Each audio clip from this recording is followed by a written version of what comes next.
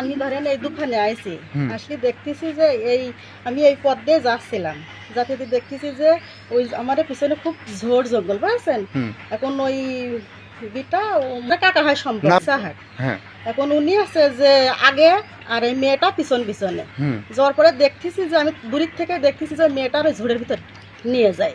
প্রথমের থেকে দেখেছি, দেখার পরে ধরেন আমি বেশি লেট করিনি, যেহেতু একটা ছোট মেয়ে কোনো ক্ষয়ক্ষতি করবে নাকি আমার মনের মধ্যে সন্দেহ জাগেছে, জাগলি তো আমি আছে যে সাথে সাথে ধরেন গেছি ওই জায়গাটা।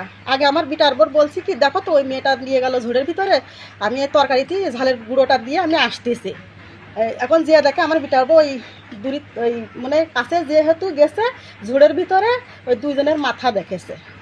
মাথা দেখার পরেই আছে যে তখনই ওই কাকা আমার বৌমার দেখে ফেলেছে, দেখে ফেলে কোলের ভিতর তো ওই মেয়েটার উঠাই দিয়েছে, দিল্লি ওই মেয়েটা দৌড় মেরে বাড়ি চলে আসে।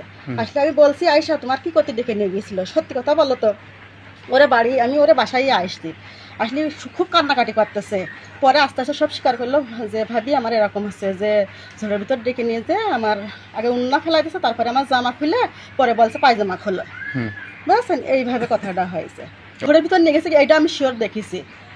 তারপরও আবার ফের আমরা ওই জায়গাটা যাওয়ার পরে ওনার ছেড়ে দেয় ঝোড়ের ভিতরতে আমারে দেখে, বুঝেছেন।